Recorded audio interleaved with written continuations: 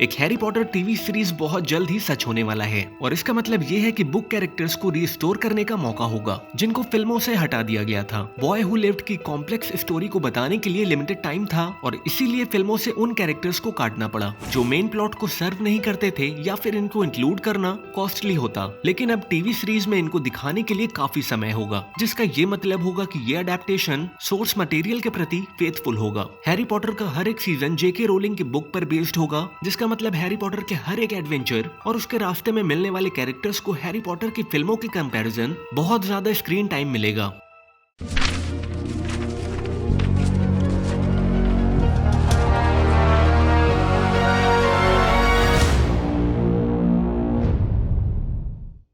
Harry Potter के book के काफी सारे कैरेक्टर्स को फिल्मों में नहीं दिखाया गया है और इन कैरेक्टर्स ने हैरी पॉटर वर्ल्ड में कुछ न कुछ मीनिंगफुल कंट्रीब्यूट किया है। और इन्हीं कैरेक्टर्स में पहला कैरेक्टर है पीव्स द पोल्टरजाइस्ट। ये स्टूडेंट्स को जितनी बार हो सके मुसीबत में डालना पसंद करता था, उन पर वाटर बलून गिराना या स्टाफ को बताना कि स्टूडेंट्स इधर उधर घूम रहे हैं। अनफॉर्चुनेटली पीव्स को Harry Potter and the sorcerers stone में कास्ट किया गया था, लेकिन बाद में इस कैरेक्टर्स के सीन काट दिए गए और बाद की फिल्मों में पीव्स कभी दिखाई नहीं दिया। लेकिन थैंकफुली पीव्स को वीडियो गेम हॉगवर्ट्स लेगेसी में दिखाया गया। नेक्स्ट कैरेक्टर जो हमें सीरीज में देखने को मिल सकता है वो है प्रोफेसर बीन्स। ये कैरेक्टर बुक में पीव्स जैसा इम्पैक्ट नहीं छोड़ा है, लेकिन ये घोस्ट मैजिक का हिस्ट्री टीचर रहा है और इंटरेस्टिंग ये है कि उसे कभी भी पता नहीं चला कि वो मर चुका है। ये स्कूल का सबसे डल सिंफुली टीचर था और ऐसा हो सकता है कि फिल्म्स में एक ट्रांसपेरेंट घोस्ट को दिखाना काफी महंगा पड़ रहा हो। और बीन्स कभी भी हैरी की कहानी के लिए इतना इम्पोर्टेंट नहीं था। हैरी पॉटर की फिल्मों में चार्ल्स वीजली का अक्सर जिक्र होता था, लेकिन वो केवल Harry Potter and the prisoner of Azkaban में वीजली फैमिली फोटो में दिखाई दिया। चार्ल्स भले ही हैरी पॉटर के मेन प्लॉट में ना रहा हो,